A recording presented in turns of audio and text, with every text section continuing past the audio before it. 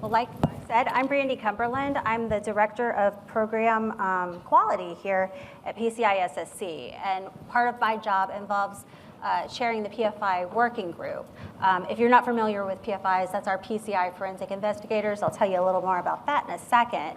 But I work with the brands on that program and maintaining that program on the whole. I've got with me today 3 of our, I'll say, best PFIs. Don't tell the other PFIs I said that, but it's kind of true. I've got 3 PFIs with us, and they're going to tell us some stories from the trenches so we can learn from their experiences. As Mark said, we've got Chris Hague, Divisional Head of Technical Services, DFIR, TIG, and SOC of Foregenix, Inc.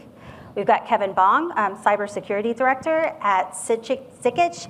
I knew how to say it, and Mark messed me up. It's Sikich LLP. And then Héctor Guillermo Martínez, President of GM Sectec. So the PCI forensic investigators, they're there basically to help us determine where there's been, a suspected breach or, some sort of compromise, et cetera, of cardholder data. And so that's very specialized forensic work. And so basically this program represents our formalization of that, just making sure that we've got a program where, we set some rules. These people are going to be able to react very quickly. They'll get out there within 24 hours. And then, they're going to use their proven investigative methodologies and tools to figure out what happened, what went wrong. And so that means that they've got a lot of intelligence that they can share with us today.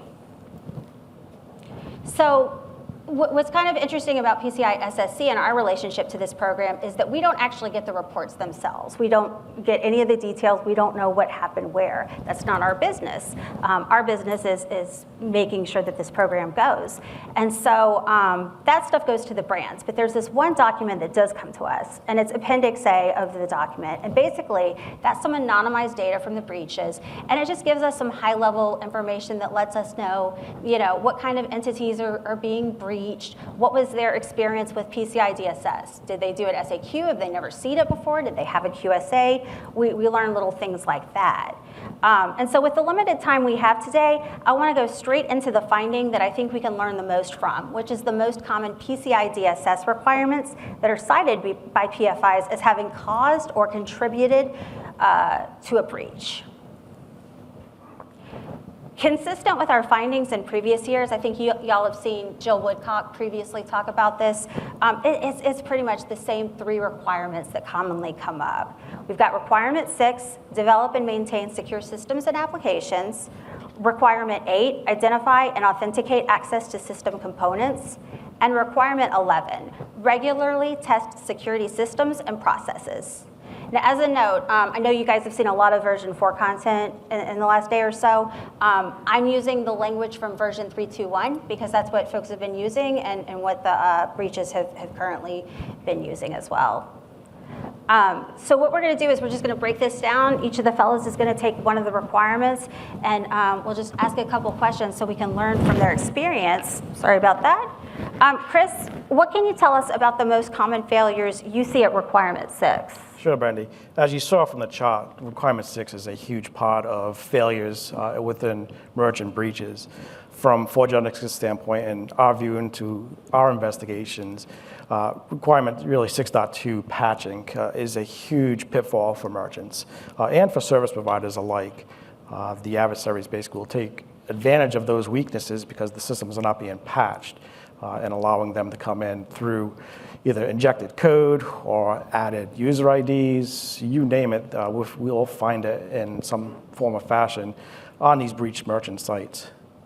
The other requirement is really around 6.5, right, the vulnerabilities. So without patching, your systems become more vulnerable itself. And looking at it from a PFI standpoint, we try to find the weakness that the adversary used from a vulnerability standpoint and identify that, whether it's an outdated shopping cart or an outdated plugin that gets installed, because, let's face it, some merchants just take the install all methodology and they forget about the rest of the stuff they never use, and those tend to be the weaknesses within merchant sites.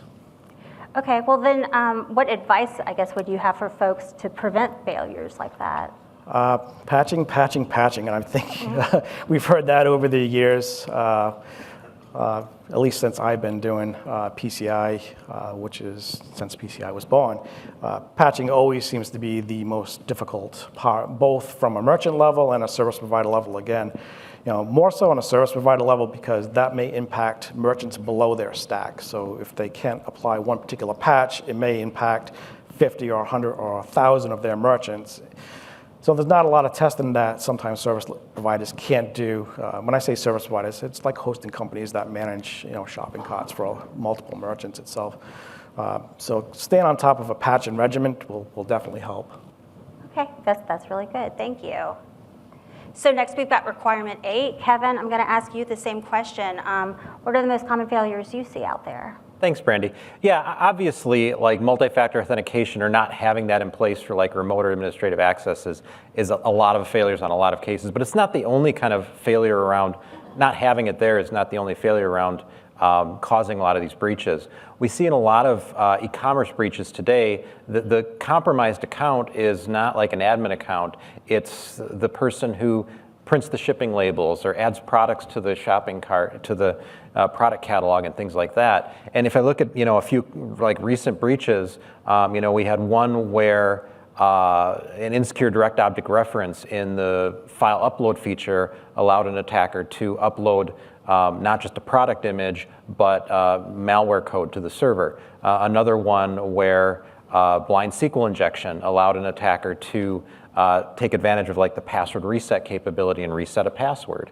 And another one, a lot of them actually, where it's just kind of basically cross-site scripting using like a tracking pixel field or something like that. And all those different OWASP top 10 vulnerabilities, the commonality amongst all of them is they also took advantage of a merchant employee level account to an e-commerce platform. And so if that merchant employee level account had MFA, that would have blocked it. And that's for the merchants. For the service providers, I think they put too much trust in MFA, and they say, well, our remote access tool is MFA, and that's as far as they go. Well, they're being really heavily targeted today because attackers know if I get one service provider, I can breach a bunch of merchants. We're seeing man-in-the-middle attacks against multi-factor tokens. We're seeing social engineering attacks, just lots of really aggressive and tricky ways to break that multi-factor authentication that the service providers are using.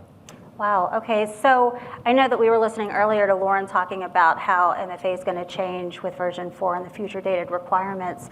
So I know that people are going to be evolving their processes and that should help in the future, but what other advice do you have for folks? Yeah, well, that's the key one, the change to 4.0 that says every access into the CD, and I don't think it needs to go beyond just the CDE because a lot of times when we're talking about a shopping cart, the payment platform is somewhere else. The shopping cart really needs MFA for those employee level users too, because that's where you can start injecting cross-site scripting that'll change the payment flow and bypass the payment page or things like that. So it's MFA for every employee login. And then for service providers, it's adding layered security. It's maybe monitoring for logins that are outside of your country or outside of an IP whitelist. Maybe it's making sure there's layered logins. Your remote access tool gives you one login, but that you need a separate login per client to log into their actual servers. Things like that, so one login doesn't give access to the key to the kingdom for the attacker. Yeah, okay. Scary stuff. Requirement 11, I'm going to go to Héctor. Héctor, what in the world are you seeing out there? Yeah, thanks, Brandy, and thanks for the opportunity to be with your colleagues here. So requirement 11, right, testing, regular testing.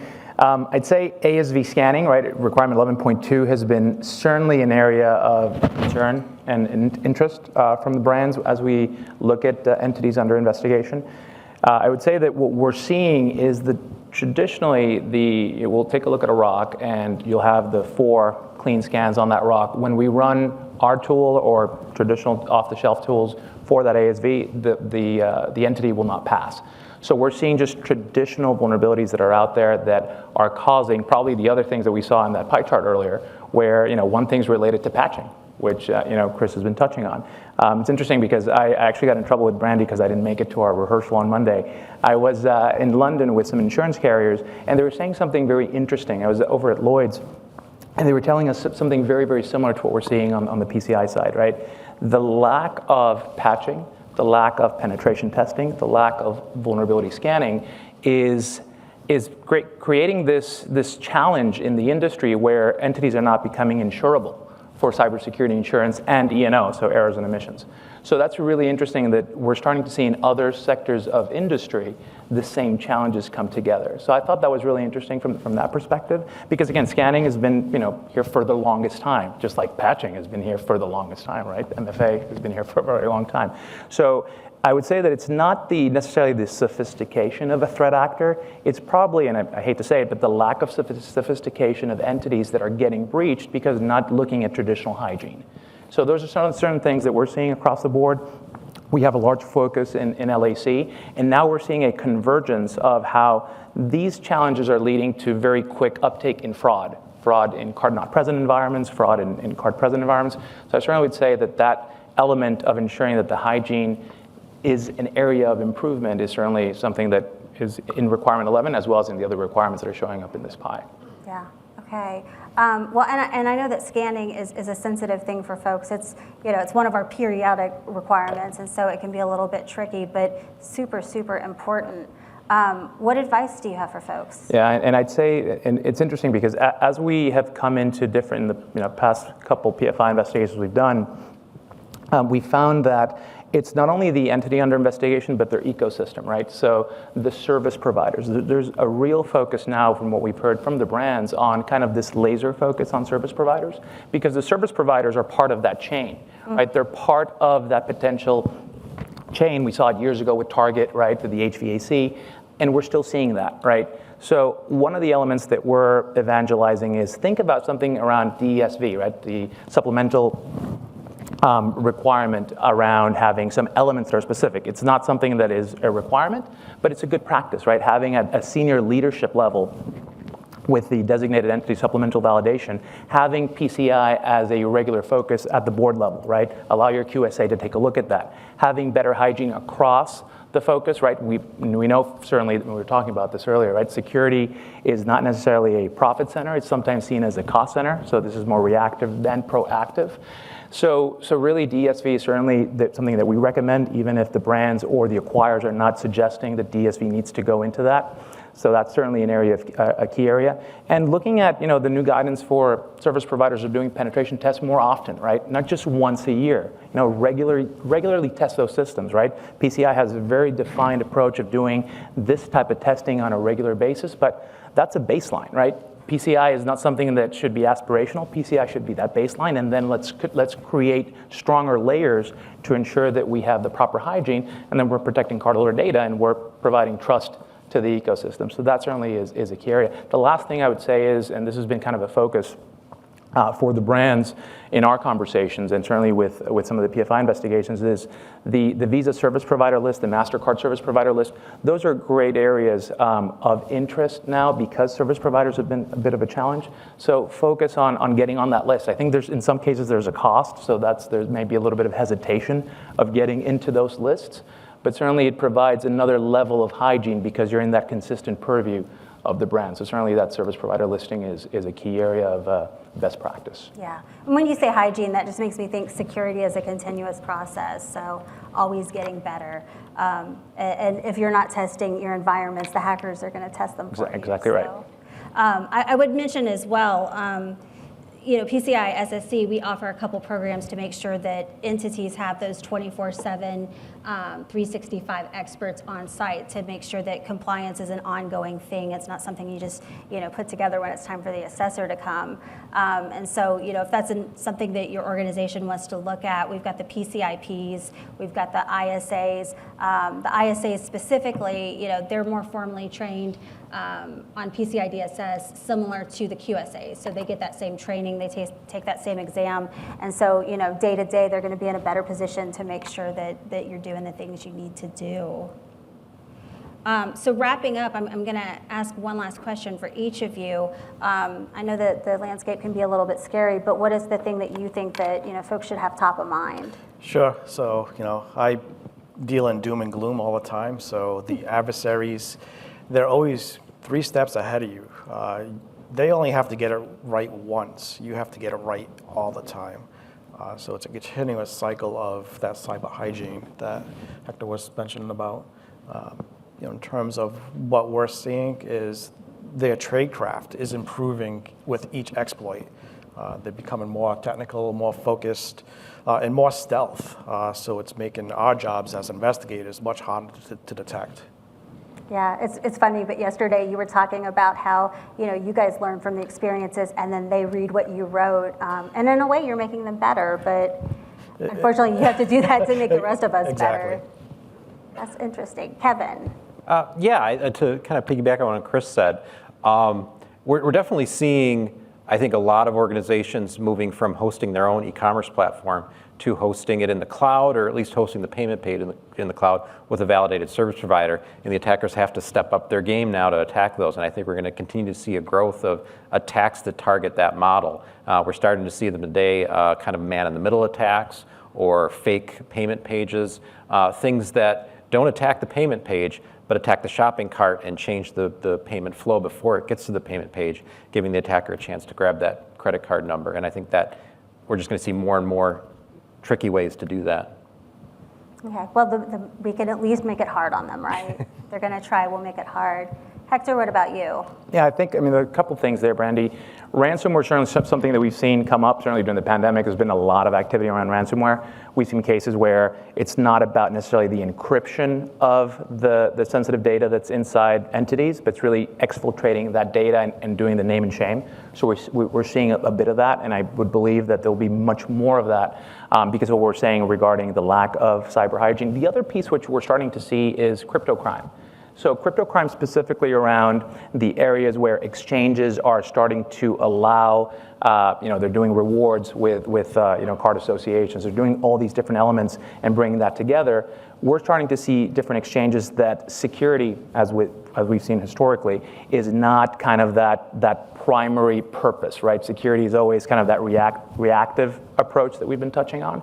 So we're starting to see that, the threat actors are, and we've seen obviously in the news, crypto exchanges across the board have been impacted. There's been quite a lot of fraud across different streams. But we do believe we're going to see a lot more of that as the card associations and the issuers get more involved with the crypto world, because the crypto world inherently is not regulated, right? And we see that in all corners of the world. So I certainly see that crypto is an area of massive and tremendous growth and something we need to keep an eye on. Okay, good to know. I think one more thing that I would note is that when we talk about PCI DSS, it's written around cardholder data and protecting those elements. But the theories behind it, all of the requirements, they could protect any data. And so while we qualify QSAs and ISAs to specifically protect cardholder data, the QSAs are able to apply those requirements to any kind of data and protect against things like ransomware, et cetera. Okay, great. Thank you. Want to express my appreciation to the fellows today for joining us. They're going to be here all week, and so if you want to catch up with them, ask any questions, they'll be here at the vendor showcase tonight, and we hope you ask them. So thank you so much. We appreciate it. Thank you.